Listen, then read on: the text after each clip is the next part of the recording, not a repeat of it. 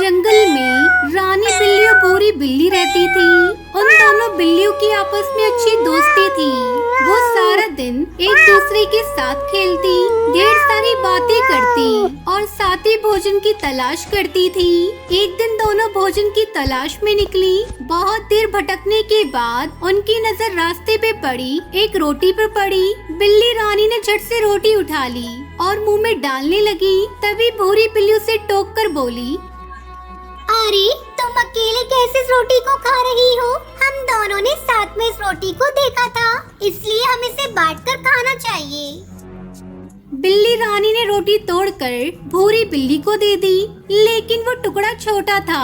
ये देख उसे बुरा लगा और वो बोली, अरे रे रे, ये टुकड़ा तो छोटा है। तुम्हें रोटी के बराबर टुकड़े करने चाहिए थे। तुम मेरे साथ बेईमानी कर रही हो। रानी बिल्ली, मैं ऐसा होने नहीं दूंगी। इस बात पर दोनों में बहस होने लगी।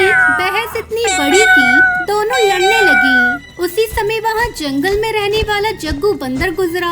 उन्हें लड़ता हुआ देखकर उसने पूछा, क्या हुआ बिल्ली बहन, तुम दोनों लड़ क्यों रही हो? मुझे बताओ, क्या पता मैं तुम दोनों की मदद कर सकूं। ये सुनकर वो दोनों जग्गू बंदर को सारी बात बता देती है। फिर जग्गू बंदर उनसे कहता है, अरे इतनी सी बात पर तुम दोनों झगड़ रही हो। मेरे पास एक तराजू है, यदि तुम दोनों चाहो तो मैं ये रोटी तुम दोनों में बराबर बराबर बांट सकता हूँ।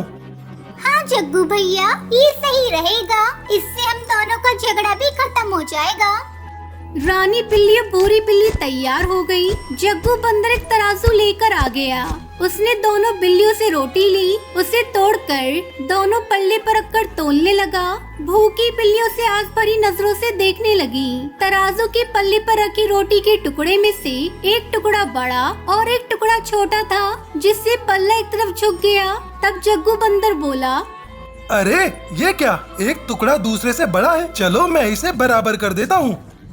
उसने रोटी के बड़े टुकड़े को थोड़ा सा तोड़ा और अपने मुंह में डाल लिया। अब दूसरा टुकड़ा पहले से बड़ा हो गया। जग्गू बंदर ने अब उसे थोड़ा सा तोड़ा और अपने मुंह में डाल लिया। फिर तो यही सिलसिला चल पड़ा।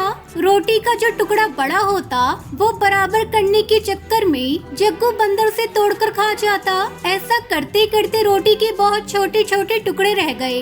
अब दोनों बिल्लियां घबरा गई। उन्हें लगने लगा कि ऐसे में तो उनके हिस्से कुछ भी नहीं आएगा। वो बोली, अरे बंदर भाई, तुम भी क्या परेशान होते हो? लाओ, अब हम इसे खुद ही आपस में बांट लेंगी।